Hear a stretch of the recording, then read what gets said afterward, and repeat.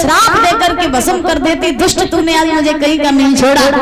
जब ये बात पवन रेखा ने कही तो याद रखना परीक्षित जी महाराज, जो इज्जतदार आदमी होते हैं ना, इज्जतदार जिनकी इज्जत होती है, याद रखना, जिनका चरित्र सुंदर होता है, जिनके गुण सुंदर होते हैं, अगर बाई चांस उनके चरित्र पर थोड़ा सा भी दाग लग जाए तो ऐसे लोग फिर समाज में मुंह दिखाने के लायक नहीं रहते हैं। और एक बात याद रखना, जिंदगी में पैसा चला जाए इंसान दोबारा मेहनत करके कमा सकता है, घर मकान टूट करके गिर जाए मनुष्य दोबारा मेहनत करके बना सकता है, लेकिन दादा अगर इज्जत चली जाए, चरित्र चला जाए तो इज्जत को न तो कभी खरीदा जा सकता, न इज्जत को महाराज बनाया जा सकता है। इज्जत इंसान अपने हाथों से बनाता है, चरित्र इंसान अपने कर्मों के द्वारा बनाता है। और जब आपके पास में चरित्र ही नहीं रहेगा, आपकी इज्जत ही नहीं रहेगी तो समाज में काम हो दिखाओगे? बताओ, जिसकी इज्जत है समाज में उसी का सम्मान है, और जिसकी इज्जत नहीं है उसका समाज में कहीं सम्मान नहीं है। अगर आपका चरित्र चला जाए, परीक्षित जी, अगर आपका चरित्र चला जाए, आपकी इज्जत चली जाए, तो अगर आप चार लोगों के बीच में बैठेंगे तो वो चार लोग पहले तो तुम्हारी बड़ाई करेंगे, लेकिन जब तुम उस सभा में से लौट के आओगे तब उसी समय लोग तुम्हारी बुराई करने लगेंगे। करेंगे कि नहीं?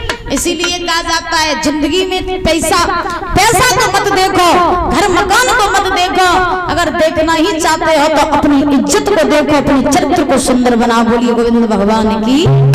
आज के जमाने में शकल को सब सुंदर बनाते, लेकिन चरित्र को कोई सुंदर नहीं बनाता। सही बात है कि नहीं है?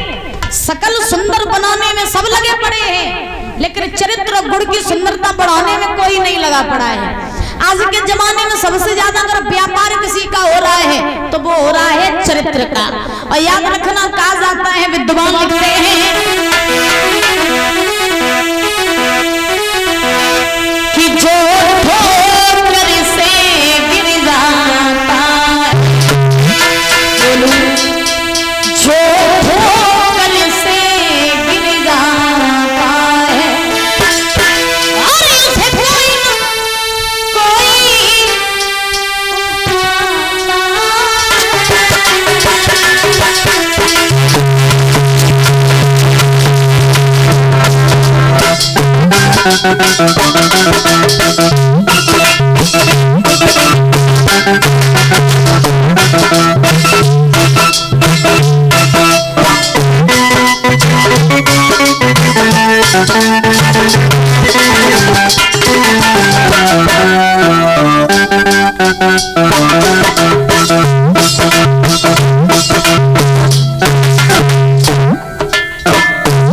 बड़े सुंदर शब्दों में लिखा है महाराज,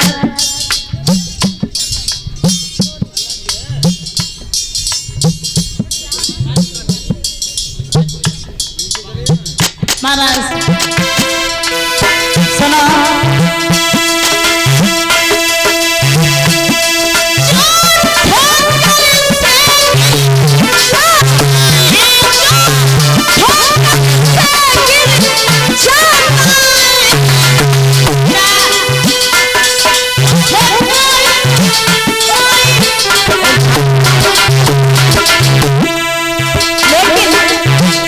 लेकिन जो नजरों से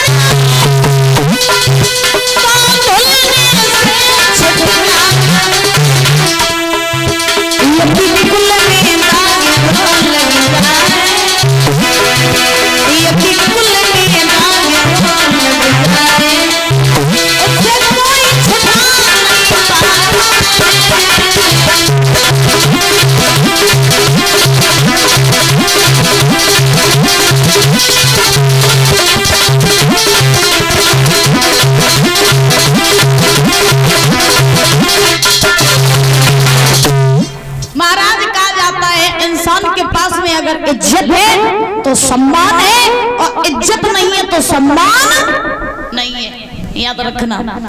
आज पवन रेखा ने उस राक्षस से कहा, दुष्ट नालायक पापी, अगर मैं पहले ये जान लेती कि तू एक राक्षस है तो मैं तुझे श्राप दे करके भस्म कर देती, तूने मुझे कहीं का नहीं छोड़ा।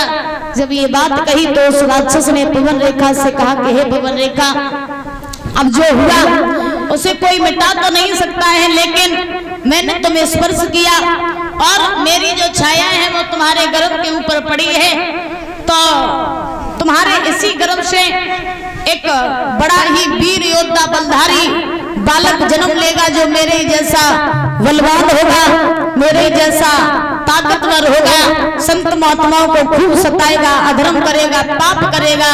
लेकिन एक खास बात होगी कि जब वो मारा जाएगा तो उसे मारने के लिए स्वयं भगवान को आना पड़ेगा। इतना कह करके वो राक्षस वहां से चला गया। पवन रेखा जो है वो अपनी सहेलियों के साथ में आज पुनः मथुरा लौट करके आई। मथुरा में आकर के पवन रेखा ने परीक्षित जी अपने पति उग्रसेन को सारा हाल बताया।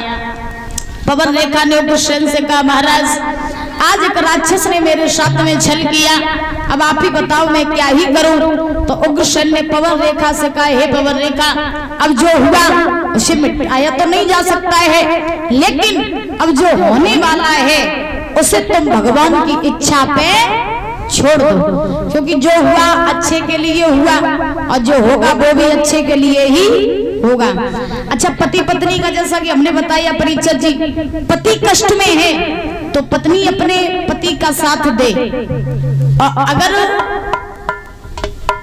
अगर पत्नी कष्ट में है तो पति अपने पत्नी का साथ दे, पत्नी अगर कष्ट में है तो पति भी साथ दे। ये जरूरी होना चाहिए पति पत्नी में जो संबंध है। लेकिन आज के जमाने में लोग रिश्तों को बिगाड़ने में ज्यादा लगे रहते हैं कि नहीं है? छोटी सी अगर बात भी हो जाए तो महाराज लोग उस बात को सुधारते नहीं है, लोग उस बात को सुलझाते नहीं है, बल्कि रिश्तों को खत्म करने की बात जल्दी करते हैं।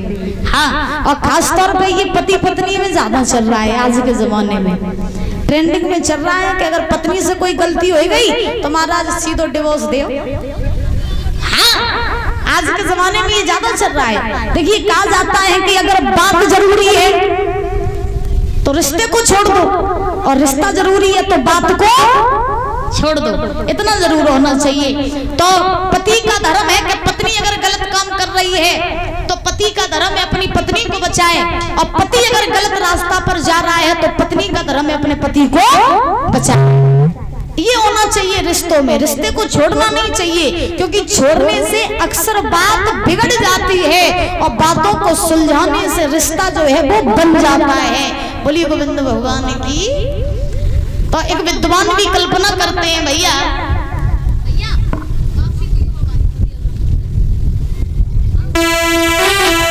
बड़ी सुंदर शब्दों में कवि कल्पना करते हैं कि जब पति अंधेरंगी